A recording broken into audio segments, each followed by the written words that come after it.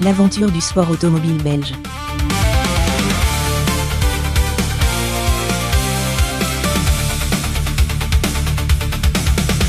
Aujourd'hui, notre analyse se concentre sur l'évolution d'une épreuve qui, logiquement, n'aurait jamais dû survivre à sa propre folie, les fameuses 24 heures de Spa. Comment une petite course locale de villageois disputée sur des routes publiques cabossées avec la première victoire d'une Bignane de 2 litres en 1924, comment ça a pu devenir l'événement de course GT le plus complexe au monde avec 70 monstres GT3 prévus en 2026. Ce qui est fascinant ici, c'est que l'histoire de Spa, c'est pas juste une simple modernisation. C'est vraiment une histoire de survie darwinienne. C'est-à-dire, À chaque décennie, quand les lois de la physique ou les impératifs de sécurité menaçaient de faire disparaître l'épreuve, la course s'est réinventée.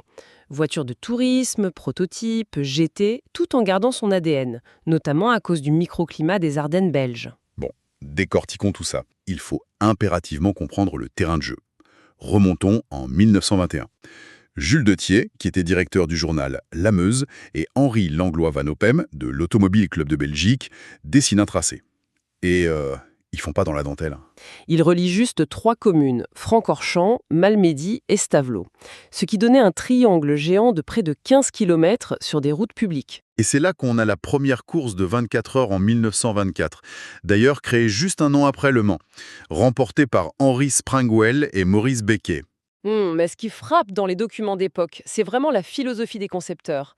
Ils voulaient créer le toboggan des Ardennes, tu vois, le circuit le plus rapide d'Europe. Et il y a une anecdote incroyable dans nos sources sur la quête de vitesse, l'histoire du virage en U de l'ancienne douane. C'était littéralement une frontière d'État à l'origine. Exact. À l'époque, les pilotes devaient freiner brutalement pour passer ce virage super lent.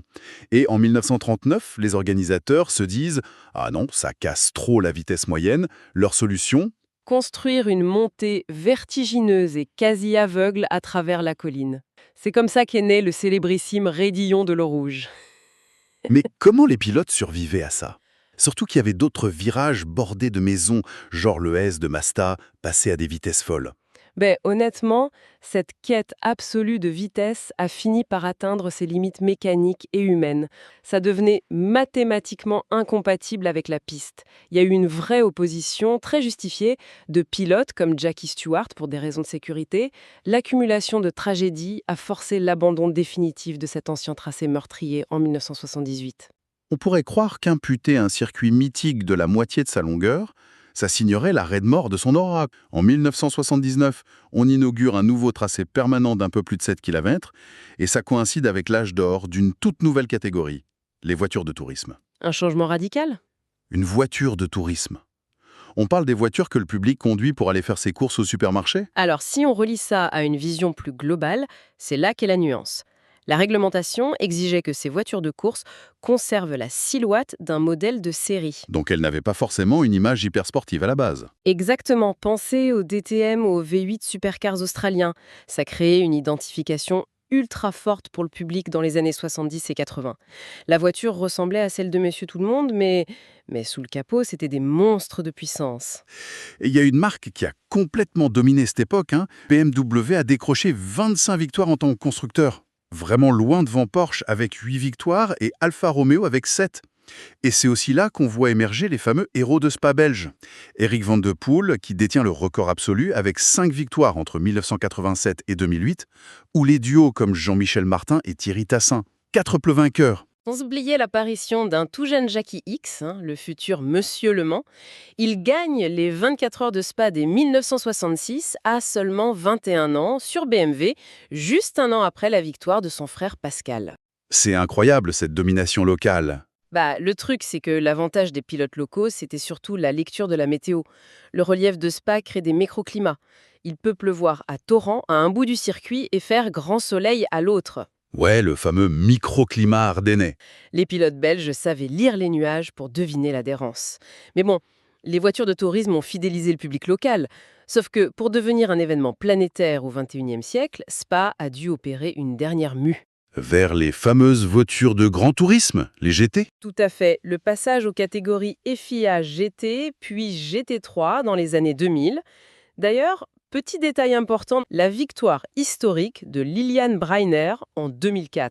Elle reste la seule femme à avoir remporté l'épreuve, prouvant que l'endurance moderne, c'est avant tout la constance et la précision, pas juste la force brute. Et c'est là que ça devient vraiment intéressant.